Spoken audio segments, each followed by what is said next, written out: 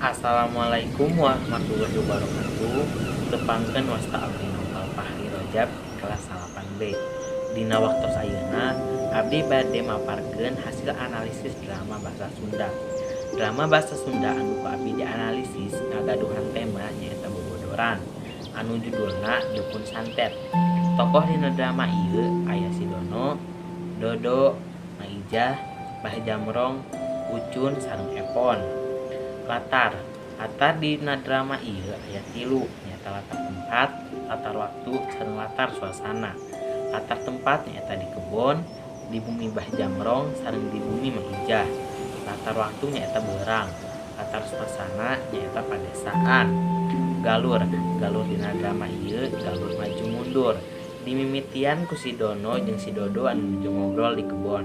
Teras maranehanana ngomongkeun, namun maranehanana bogoh ka salah sahiji awewe. Nyaeta si Dono bogoh ka si Nyai, si Dodo bogoh ka si Epon.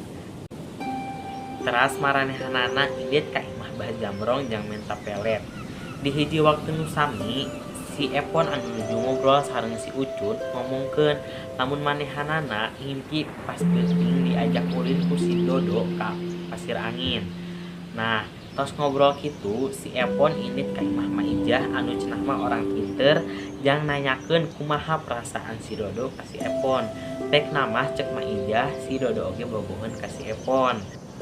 Watak tokoh Dodo sareng Dono teu beda jauh nyaeta sok ngalucu.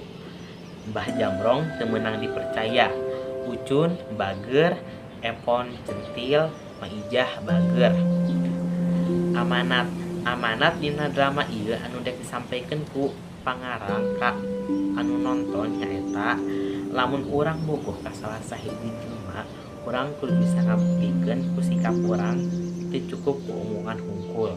Hatur nuhun, hapunten bila aya kalupatan. Wassalamualaikum warahmatullahi wabarakatuh.